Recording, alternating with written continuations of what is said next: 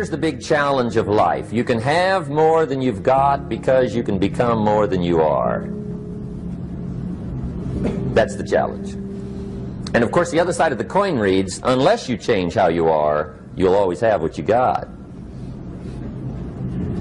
I have found in my experience that income does not far exceed personal development. Now sometimes income takes a lucky jump, but sure enough, unless you grow out where it is, it'll usually come back where you are. Life has strange ways. If somebody hands you $1 million, best you become a millionaire quickly, so you get to keep the money. Otherwise, sure enough, it'll disappear. Somebody once said, if you took all the money in the world, divided it up equally among everybody, it would soon all be back in the same pockets. Incredible. Success is something you attract, not something you pursue. Success is looking for a good place to stay. So instead of going after it, you work on yourself. Personal development. See, the major question to ask on the job is not what are you getting. The major question to ask on the job is what are you becoming? See, the big question is not what am I getting paid here. The big question is what am I becoming here? Because true happiness is not contained in what you get. Happiness is contained in what you become. So that's our major subject for tonight, personal development. Of all the assignments Mr. Schoaf gave me at age 25, this was probably the most difficult. In fact, I'm still working on this one. I think it's an unending challenge to see what you can become. The next subject is called Basic Laws. And it's good to study the basics. And I call these basics primarily because they come from the Bible. Now, I'm not a theologian or a minister, and that'll be apparent. But Mr. Schoaf taught me that the Bible was a good textbook for ideas and stories and success equations, how to live the better life. I found out that was true. He also taught me that the Bible is as practical as it is spiritual, and I found out that's true. If you look at your bank account and your income and you're not happy, there are several places in the Bible to check to see what the heck's wrong so you can make the changes. And we're going to cover some of those tonight, called basics. Okay. The next subject is my favorite, setting goals. Mr. Schoaf taught me how to set goals. What a favor that was. One morning at breakfast, shortly after I met him, he said, Jim, let me see your current list of goals, and let's go over them and talk about them. He said, maybe that's the best way I can help you get a better direction started. And I said, I don't have a list. He said, well, is it out in the car or home somewhere? I said, no, sir. I don't have a list anywhere. He said, well, young man, that's where we got to start. He said, I can tell you right now, if you don't have a list of your goals with you, he said, I can guess your bank balance within a few $100s. Which he did. And that got my attention. I said, you mean my bank balance would change if I had a list of goals? He said, drastically. That day I became a willing student how to set goals. And sure enough, learning how to set goals changed my life. And I often wondered why no one had ever taught me how to set goals up until age 25. I went to high school, but if they offered it, I missed it. I went to college for a year, never heard it. I worked for Sears. Really. And to my knowledge, Sears never taught it. Right? How to set goals. So here I am, age 25, married, my family's starting, I've been to college, I'm working, and I still don't know how to set goals. But fortunately, when I was 25, I met the man who taught me how, and it revolutionized my whole life. Economically, socially, personally, it's incredible. So I want to share with you tonight what Mr. Schoaf shared with me, how to set goals. It can be a life changer. Okay. The next subject is the negative part of the seminar. Life is part negative, so we got to talk about the negative. And this subject is called diseases of attitude. Diseases of attitude. There's a lot of things that can wreck your chances to do well. We live in a rather dangerous world, so you got to be not only wise, you got to be careful. Now, attitude diseases are just as bad as physical diseases, right? High blood pressure, heart trouble. I mean, a lot of things lace your chances to do well. So you've got to be careful. And attitude diseases are deadly. I mean, they'll destroy all the good things you start. Okay? So we'll go through those attitude diseases, how to spot them, how to look for them, what they are, and the cure. And I'm a pro on these because I've had them all, so I can give you excellent advice on these. Now, the last subject we're going to consider tonight is called the day that turns your life around. The day that turns your life around. And under this subject, we're going to talk about the emotions that can change your life. Human beings are emotional creatures, and emotions are powerful for life change. Now, of course, emotions are so powerful they can go either way on you. Emotions can either build or destroy. So you really have to employ emotions properly. We call civilization the intelligent management of human emotions. If you can intelligently apply your emotions in the right direction, no telling what can happen. Could turn your life around one day would be sufficient. So we'll talk about those. Okay. Now that's a lot to cover in one evening, but we'll keep at it here and see if we can't get it all done. I'd like to have you now jot down the theme of the seminar. Every seminar should have a theme, I guess. We've got one. It's on some of our literature if you happen to notice it, but if you didn't, for your notes, here it is. The theme of the seminar goes like this: the major key to your better future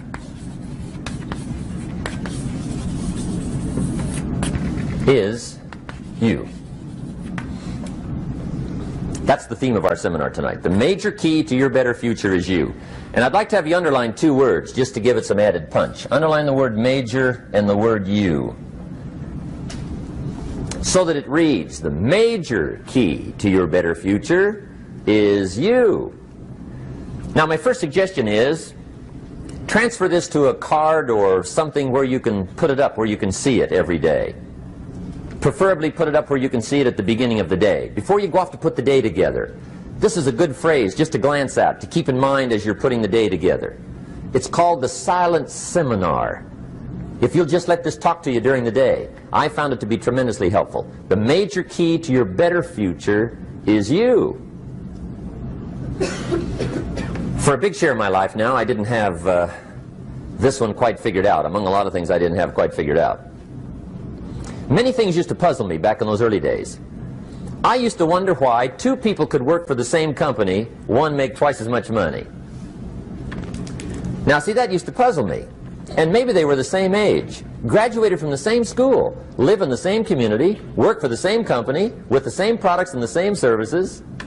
They've got the same traffic, the same problems, and one makes $1,000 a month, the other one makes $2,000 a month. Now that was my puzzling question. Why would this long list be the same and the money twice as much?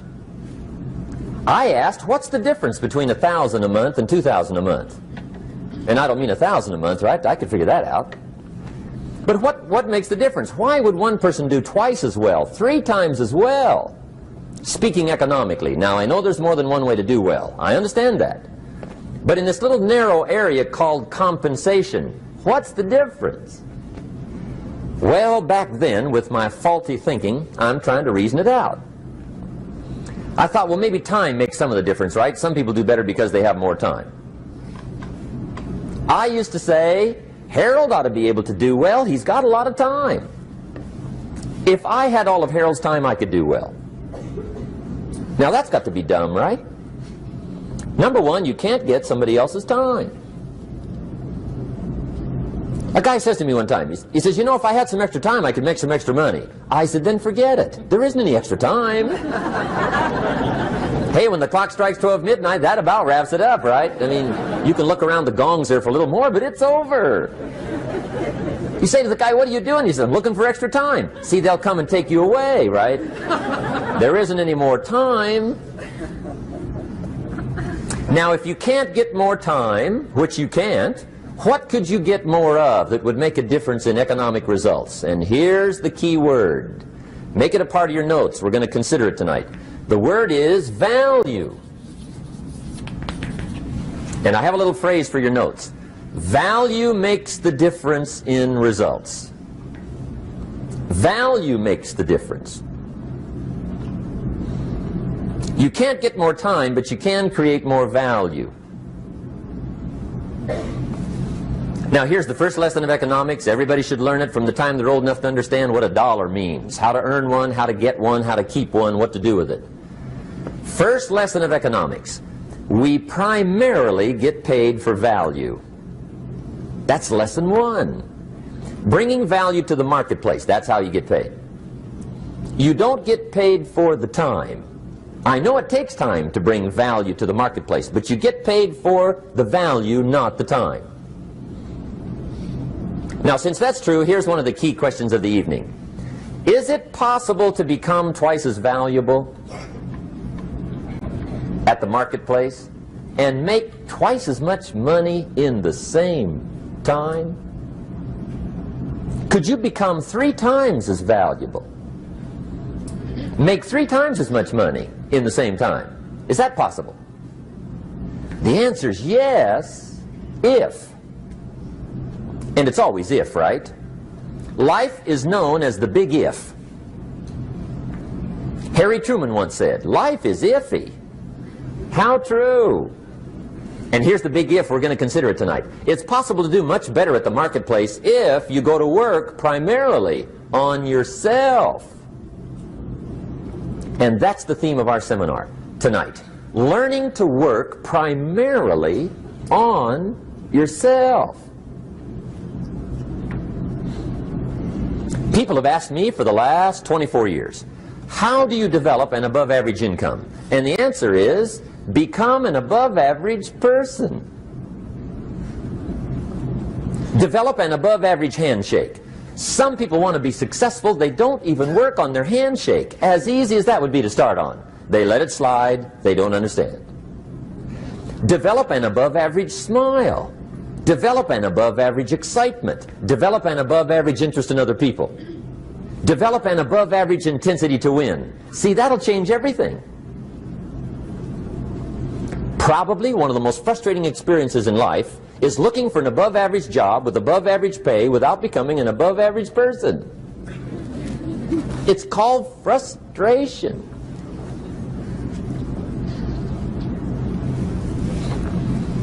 And Mr. Schoaf gave me probably the greatest clue he gave me when I first met him. He said, Jim, if you want to be wealthy and happy the rest of your life, just learn this lesson well. He said, learn to work harder on yourself than you do on your job.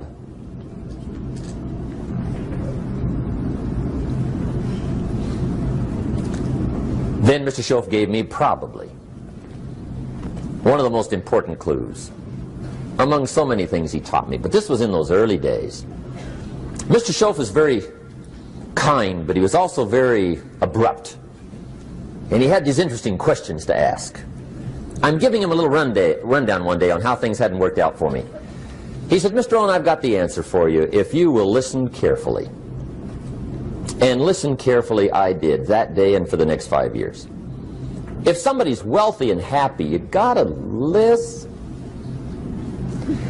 He said, Jim, I've only known you a short time. But he said, it's already my honest opinion that for things to change for you, you've got to change. That wasn't quite the answer I was looking for. But that's the answer he gave me, and I pass it along to you on this warm summer evening in Anaheim, California, 1981. For things to change for you, you've got to change. Otherwise, it isn't going to change. Before I met Mr. Schoaf, I used to say, I sure hope things will change. Right? That seemed to be my only hope. If it isn't going to change, I'm in serious trouble. And then I discovered it isn't going to change, so I'm in serious trouble.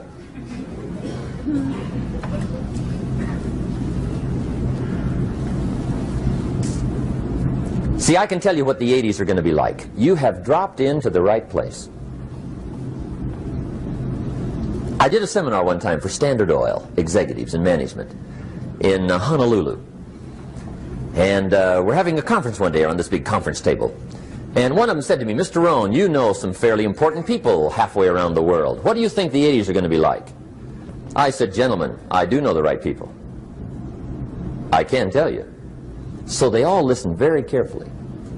And I said, gentlemen, based on my wide experience, I can really honestly say to you, in my opinion, in the 80s, it's going to be about like it's always been. Aren't you glad you came? That's inside. I don't pass that around just everywhere. Now, of course, I said that to make a point, but I also said it because it's accurate. It's going to be about like it's always been. It isn't going to change. The tide comes in, and then what? It goes out. For 6,500 years that we know of, recorded history, and probably long before that. So it is not going to change. It gets light, and then what? It turns dark. 6,500 years. See, it's not likely to change. And we're not to be startled by that. If the sun goes down, the guy says, what's happened, what's happened? It means he hasn't been here long, I guess, right? It always goes down about this time. The guy says, well, I don't like that arrangement. Well, you got to talk to somebody besides me, right? It gets light, then it turns dark. In rotation, the next season after fall is what? Winter. Pray tell, how often does winter follow fall? Every year regularly for the last 6,500 that we know of. See, it is not going to change. Now, some winters are long, and some are short, and some are hard, and some are easy, but they always come right after falls. It isn't going to change. Sometimes you can figure it out, sometimes there's no way to figure it out. Sometimes it goes well, sometimes it gets in a knot. Sometimes it sails along, sometimes it gets in reverse. See, that's not going to change. The last 6,000 years reads like this: opportunity mixed with difficulty. That's how it reads. It isn't going to change. The man says, well, if it isn't going to change, how will my life ever change? Answer, when you change. And whether I'm talking to high school kids or business executives, my message is always the same. And it goes like this: the only way it gets better for you is when you get better.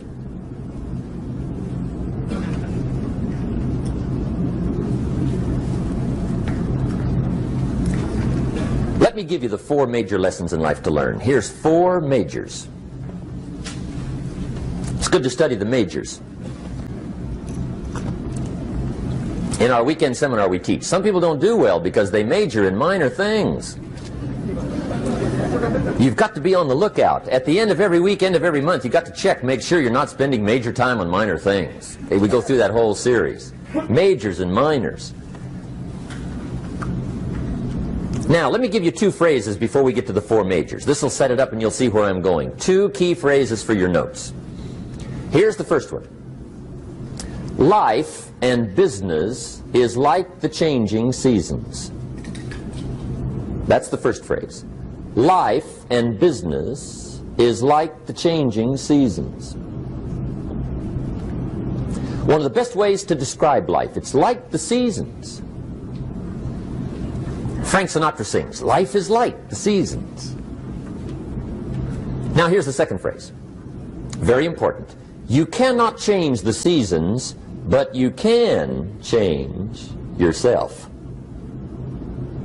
You can't change the seasons, but you can change yourself.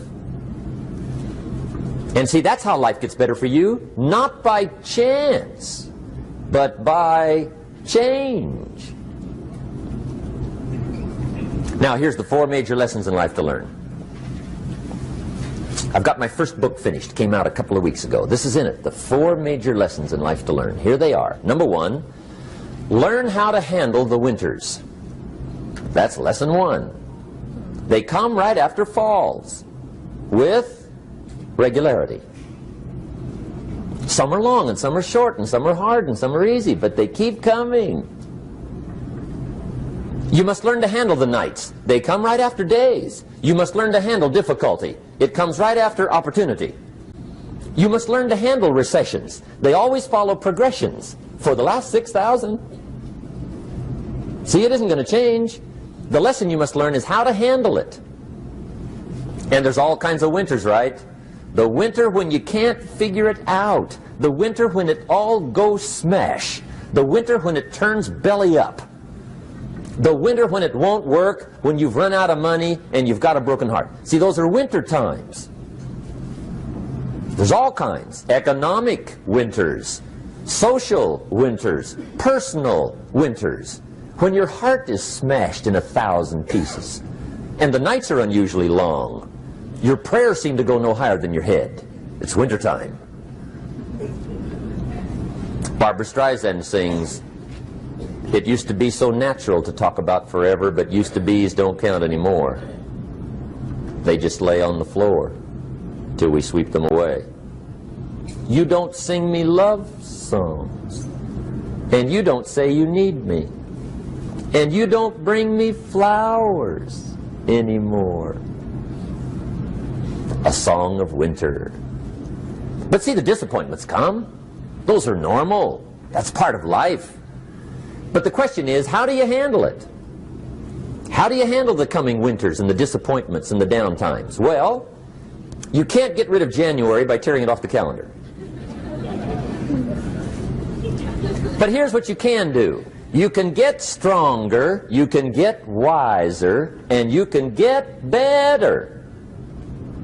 The winters won't change, but you can. And that's how life changes for you.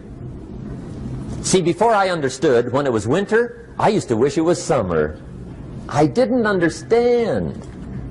When it was hard, I used to wish it was easy. I didn't know. And then Mr. Schoaf gave me a part of his very unique philosophy when he said, "Don't wish it was easier, wish you were better." See, that triggered my whole life change. Don't wish for less problems. Wish for more skills. Don't wish for less challenge. Wish for more wisdom. That's the key. So that's lesson one. Learn how to handle the winters. Here's lesson two. Learn how to take advantage of the spring. That's the second one. Spring is called opportunity. And spring follows winter. What a great place for it. If you were going to put it somewhere, that'd be the place to put it, right after winter. And pray tell, how often does spring follow winter? Every year with regularity, 6,000. You can almost count on it. See, opportunity always comes. Days follow nights. Isn't that terrific? Opportunity follows difficulty. But here's what you must learn to do. Underline these two words in that key phrase. Take advantage. Underline those two. You must learn to take advantage of the spring. See, just because spring rolls around is no sign you're going to look good come fall. You got to do something with it. In fact, you have to get good at one of two things in life. Planting in the spring or begging in the fall. Or get somebody to do it for you. See, those are about the only alternatives. Now here's what else you must do. Take advantage of the springs quickly, because there's only a few. Just a handful of springs have been handed to each of us. They don't come forever. Life is fairly brief. So you got to read every book you can get your hands on what to do with your springs while they're here. And take advantage, they soon run out. The Beatles wrote, "Life is so short." And for John Lennon, it was extra short. But life is brief. Elton John sings, "She lived her life like a candle in the wind." It's brief. So whatever you're going to do with your life, you got to get at it. Don't just let the springs pass. Here's the third major lesson in life to learn. Learn how to protect your crops all summer. You got to take care of what you start. Sure enough, as soon as you've planted your garden in the spring, the busy bugs and the noxious weeds are out to take it. And here's the next bit of truth. They will take it unless you prevent it. And that's the third major skill to learn. You've got to learn to prevent the intruder from taking all the good you start. It's one of the challenges. Here's two key phrases under number 3. First one, all good will be attacked on this planet. Maybe not the next one we get to, but on this one, all good will be attacked. Every garden will be invaded. Not to think so is naive. And here's the second phrase. All values must be defended. Political values, social values, community values, family values, marriage values, friendship values, business values. Every garden must be tended all summer. Third major lesson. Now here's number 4. Fourth major lesson in life to learn. Learn how to reap in the fall without complaint. Learn to reap come harvest time without complaint. Take full responsibility for what happens to you. It's one of the highest forms of human maturity, accepting full responsibility. It's the day you know you've passed from childhood to adulthood, the day you accept full responsibility. And another note, learn to reap in the fall without apology. Without apology if you do well, and without complaint if you don't. That's maturity. I used to have that long list of reasons why I wasn't doing well. To explain. You got to explain, right? Otherwise you're going to look bad. I used to have this funny list called Reasons for Not Looking Good.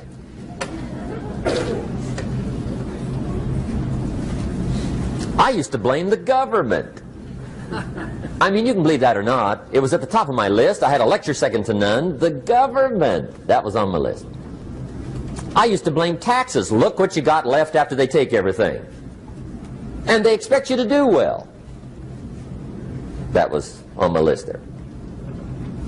Prices, that one's easy, right? You walk into the supermarket with $20, come out with a little half bag. So I had that on my list. I used to blame the weather. I blamed the traffic. I used to blame my car. I blamed the manufacturers. I used to blame the company. I blamed company policy. I used to blame the training program. I blame my negative relatives. They were always putting me down. I blame my cynical neighbors. They're just selfish, looking out for themselves. Won't loan you money? They were on my list.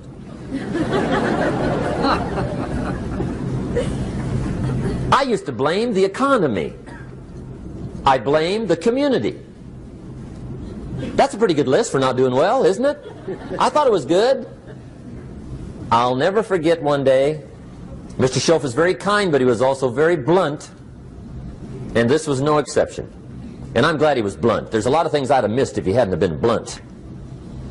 One day, with sort of a curious look on his face, he said, "Jim, just out of curiosity, tell me, how come you haven't done well up until now?" Excellent question. I thought, well, so I won't look too bad, I'll go through my list. And this list I just gave you, I put that on him. And he was very patient. He let me go through the whole thing, the government, the weather. I went through this whole thing. When I finished, he looked my list over very carefully. He said, "Mr. Rohn, big problem with your list. You ain't on it." How brilliant.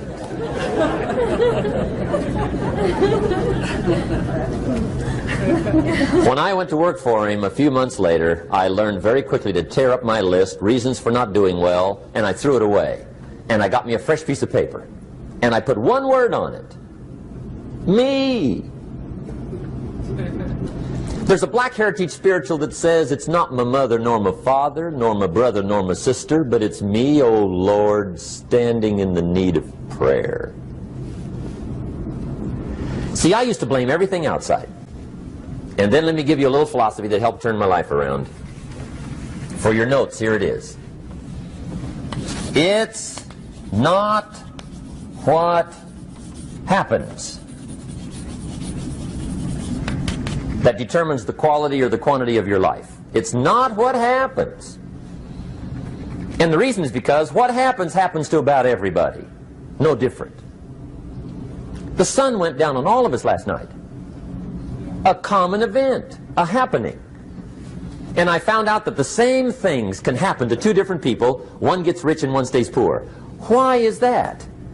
It's because it's not what happens, but rather it's what you do that changes everything.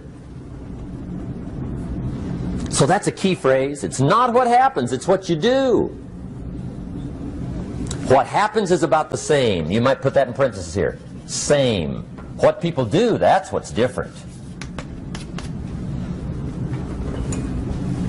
Anything can happen, right? Everything can happen. I've heard all the stories. I've been one of the stories. Hey, we could all tell stories all night long, right? Happenings. Anything can happen. Have you heard of Murphy's Laws? Anybody here heard of Murphy's Laws? Okay, most of you have. Murph had these laws. One of them was, if anything can go wrong, it will. That's one of Murphy's Laws. He was not one of the great positive speakers of the day. But anyway, it's still true though, right? Anything can go wrong, everything can go wrong. For sure. I've fallen out of the sky so many times. Once to the tune of a couple of million. Devastating. Took me a while to survive that one. Now, it wasn't all that much, but it was all I had. Right? I mean, that's when it's much, right? When it's all you got. If you got 3, 2 go, you got 1 left, you ain't looking that bad. But when it all goes, has anybody been there when it all went? Anybody? Come on, the rest of you liars. Go ahead. Hey, we've all been there, right? When it all went. Of course, it used to be a long time ago, right? When you ran out of money, got to 0, you were all through. Heck, now you can whistle right on by 0, right? I mean, they will bury you. That's what they will do.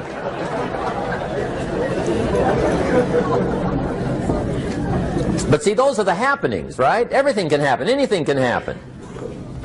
But it's not the happenings. It's what you do about it. Somebody says, yeah, but you don't understand the disappointments I've had.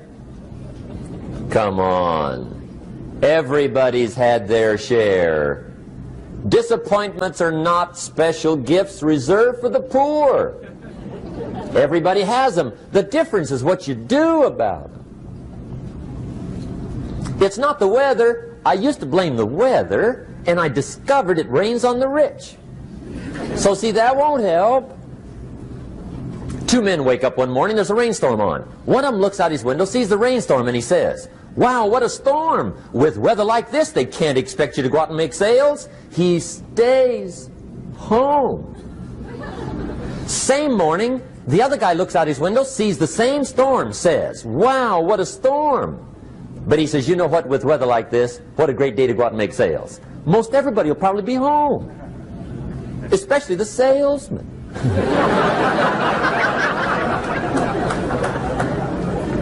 See, that's the difference in how your life works out. It's not what happens, it's what you do. So here's one of the key questions of the evening. Starting tomorrow, what are you going to do that'll make a change in your life's direction?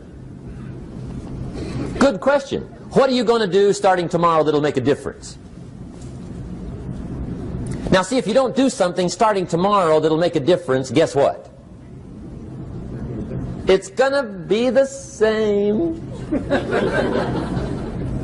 And see, that way you can guess what the next 5 years are going to be like. Look at the last 5. Because the next 5 are going to be like the last 5 unless you, major key, tomorrow, change it all. Or change a little, or change something, or don't change. It's choice time. You can do whatever you want. But it's nice to know any day you wish you can change your whole life.